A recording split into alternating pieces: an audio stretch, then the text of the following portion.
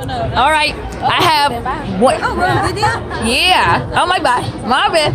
I'm in a Japanese village plaza, and the ladies were like, That's want to be on video. understood. Vocally, Yeah. is that okay? Awesome. It's a shame because they all gorgeous, but I will respect it. And we just had a short dialogue, and I ran into these ladies. But if you want to say where you're from, that's what makes it interesting. So they might look at you visually, but we're not the same. So where is this gorgeous lady from? And Nigeria. Namibia. And the one who's Namibia. And so we had two Namibia and one Nigeria. And so there's a question for me, the black woman from Chicago. So I'm ready to shoot away. What do black women from Chicago think about African women? African women.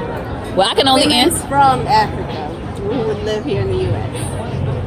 Ooh, because that's, for most of us, that's the only contact that we have. A lot of us have not been there. I'm one of them. I think it's interesting, especially with all the learned women that I know.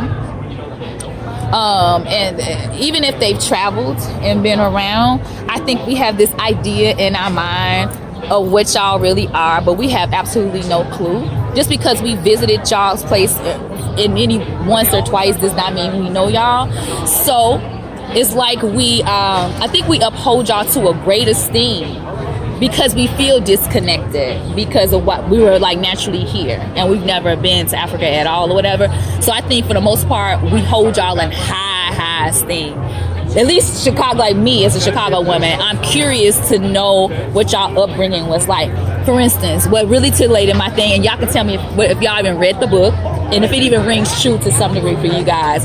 Chimamanda's book Americana. I haven't read that yet. You read it? Well, I have an idea what the book is all about. It's about growing up in Nigeria and having Nigerian parents, right? And then she, her and the guy she was romantically involved with, they split off because the idea is to always either go to London or America. And they detailed that experience between the both of them. They broke off, he went to London, and the whole thing with being an immigrant, and then the idea of what it's like when they come back to Nigeria. It was a whole, I ain't never known that much or been introduced that much. I was wondering, that would be awesome if you had read it so you could tell me like your feedback, like, girl, it's hard watch what that girl talking about, but No, you know what? A lot of people kind of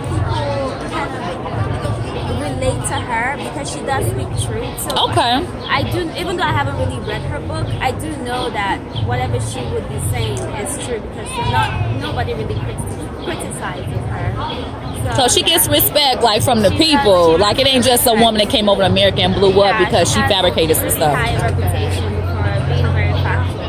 Yeah, so we kind of see ourselves in her, especially our generation who don't have the mentality of our parents. She definitely speaks about how, it's really difficult to live our life like how they live their life in terms of, marriage, relationships, education. And it's so different from us. Oh my God, it was just such an eye opener. Then I'm gonna flip it. Then I know y'all supposed to be asking this black woman. I'm gonna just throw this. I hope it don't. I know I'm arresting your time. So thanks again. What is your idea about American black women? Did y'all ever read any books by Sister Soldier? No. The Coldest Winter Ever. No. Girls, if I could do you too right here, listen. So it's literally primarily about this black girl named Winter. Well, she's half Puerto Rican and black, and she grows up being the daughter of a big drug kingpin in Brooklyn. Yeah. And she details how they were once at the height and then the fall. Midnight is a guy who comes to work for her father. At first, you just get introduced to her because that's the first, as a young lady, who she clued in on him. He was mega fine. He was black as that pole right there. And it was something about him. He was regal. He wasn't really a fool like the other ones and stuff out there, whatever. So after that book, Sister Soldier takes that one character, Midnight, and the next 3 books, it's all Midnight. Midnight is from the Sudan.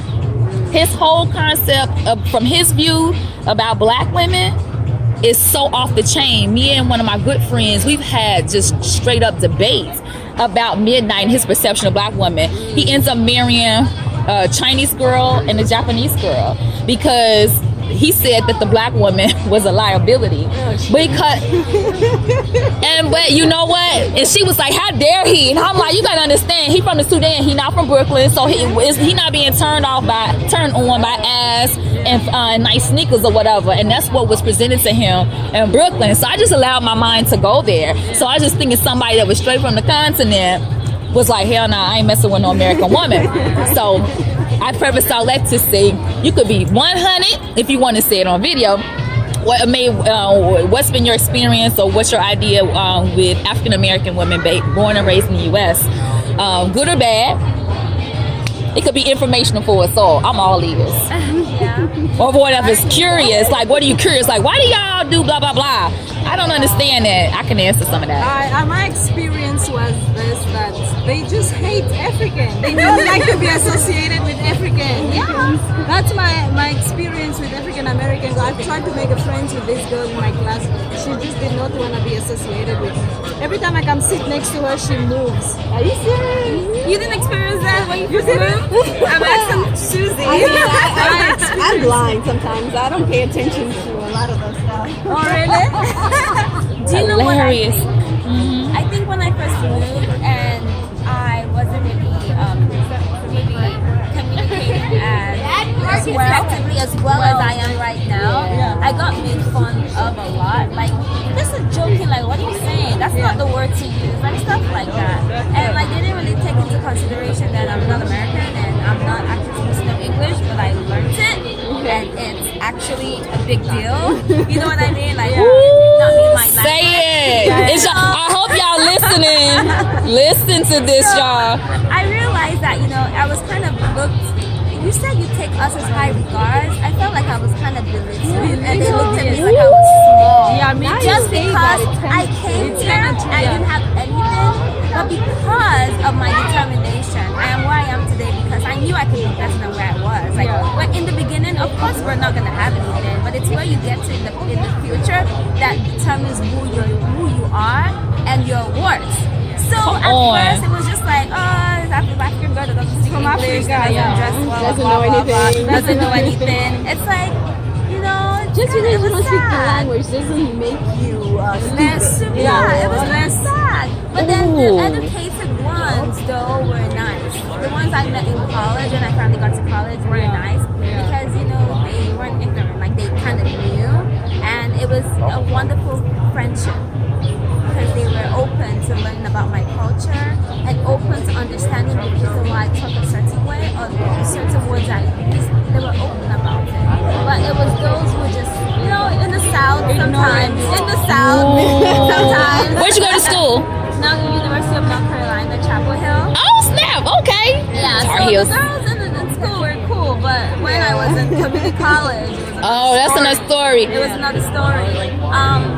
And then I do notice sometimes they kind of feel like those who are professionals, like the doctors and the nurses who are making money, kind of like look down on them.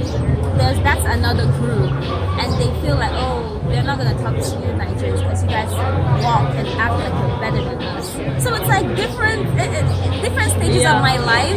I get different vibes and from different people. So I don't know. Oh, wow.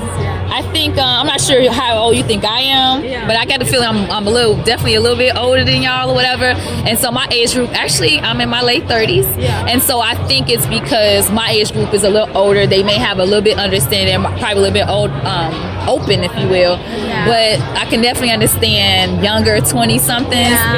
Absolutely. Oh, my gosh. And not only that, I wonder, here's the thing. When did you guys get your passport? When was the first time you ever left your country? Because I think that plays a big part in. I didn't get my first passport until I was 2021, when I had to move from my job to Ireland. It was like a fish out of water. Girl, I'm not surprised.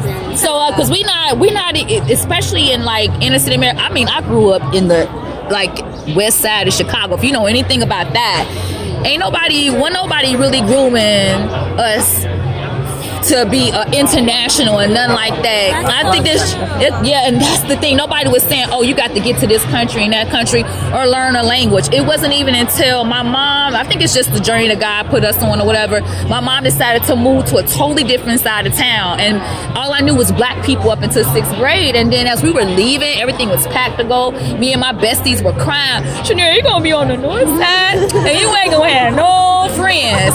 First time ever in 7th grade, I'm in a class full of people of different races. And I couldn't even appreciate it even then, just yet or whatever. It was just like, oh my God, like, what is this? You know what I mean? Yeah. But it was setting me up so that it's a great big old world out there. And don't mean everybody's going to be like kumbaya, but you got to learn how to work with people. And I realized that a lot of people that I grew up with did not get that chance, and they still there. But I think it's by system and by design why all of these little black kids in the city in these broken down public schools, at least in my era, were not getting exposed to any of that, girl. It's Yeah. funny you said that, because remember I said that I met some girls in college and they were actually better, because like I remember when we had a vacation, and usually when there's vacation in North Carolina, you don't want to stay there, you want to travel. And we had a couple of African American girls in our class that were cool with us, or study partners. We're like, okay, let's go to this country. And they're like, I've never been I've never been on a plane. I don't even have a passport. I'm like, what? It was mind blowing. And how were you around this age? Did it blow your mind that This was when I was in college, 20. about 20 and you? No. I'm not that young. I can't even tell, like straight up. I think you like maybe mid-20s, but go ahead, Gorgeous. Yeah, I am. This was 4 years ago. Yeah. This was 4 years ago. But because they were open to change, and because nobody ever gave them that opportunity to think that they could just travel without being afraid of being another person's country, and seeing that the planning process was going to be already provided by people who already know how to travel and know what to do and know the things to do, vaccinations and all of that.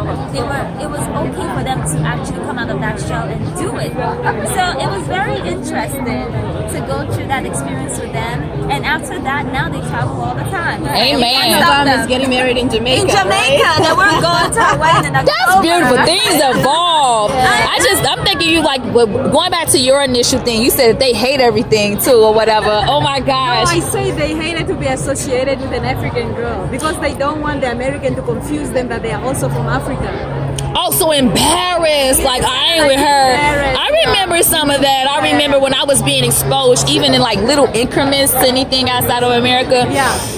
One of my really, really good girlfriends, she was like, listen, Shanera, Yeah. I am not African American. I did not come from no Africa. She said it with such disdain. Like, it was like, ooh, like that kind of thing or whatever. It was like definitely looked down upon.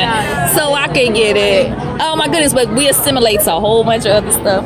Interesting. But unless y'all got anything else, I know again I've arrested all of y'all time up in here. Y'all have really given me some stuff for the people, and I hope y'all enjoy the rest of y'all stay in LA. I cannot procrastinate any longer. Underneath here I gotta get my girl check miles on, girl. This is what I do. So I'm like, What you do? yes, I'm an organizer for Girl Trek. It's a nonprofit organization. We are nationwide. We have a goal to get 1 million black women to be walking by 2018. I know walking sounds like, just walking.